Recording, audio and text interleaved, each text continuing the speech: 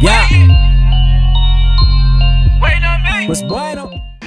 Like this ain't what you came for. I started out 14 rapping in the youth ministry. We used to go to project housings here in the Toledo area and rap there. Around 19 years old, graduated from high school, had a girlfriend. Things really started to, I guess life started to challenge me in a way that I hadn't been challenged before. I started finding out about, I guess, my own weaknesses, things that I hadn't been in the right situations to fail in these ways, right? I started failing at things and I was confused. I was confused about who I was because my identity had always been this Christian rapper guy, you know, or this guy in church ministering, and now I'm compromising in ways that I never compromised before. I realized I was really ambitious about music at the time. Rap is competitive. Just indulging in that ambition just drove me down a path that I never would have expected I would have gone down. I remember when I tried to write a gospel rap, thinking that it'll please God if I say Jesus so many times in my songs, but my heart was far from him. When I really wanted fame and I really wanted to do it for girls and attention. Music changed, went from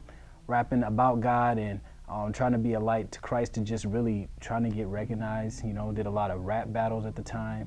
And when you're doing rap battles, you can't be nice when you're rapping, right? You know, music changed, I changed, my heart just, I was lost.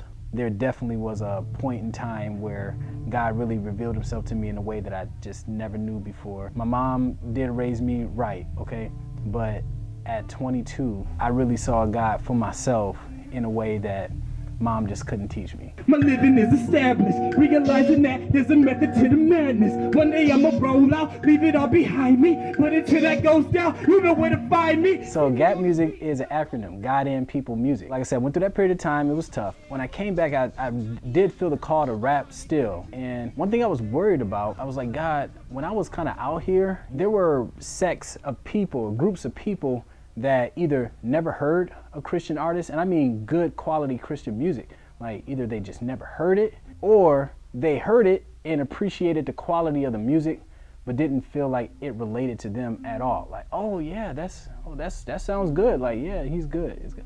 And then just conversation would end there. I began praying. I said, God, I don't want to just write music that can't relate to people. Not that the music can't relate, it's just that I know when people's hearts are dark and their eyes are blind, they blind to the truth, right? I begin to pray, God, please give us a way to reach people who either don't want to know or just aren't hearing it. At the time, there was snap music and there was trap music, you know, these little slogans, and I thought, GAP music, music that glorifies God, but still reaches, actively, proactively reaches out to people, especially people who aren't saved. So for myself, I began to change some of the topics that I was rapping about, you know what I'm saying? I mean, definitely still glorify God, but I began to talk a lot about things that I'll go through from day to day.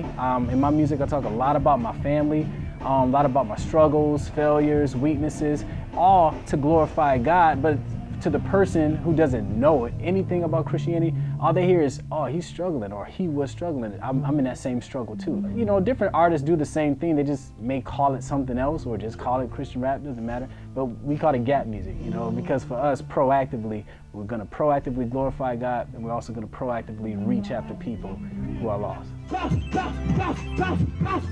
say I got that in my scope. Say I got that in my scope. Say I got that in my scope. Yeah, I got that in my scope.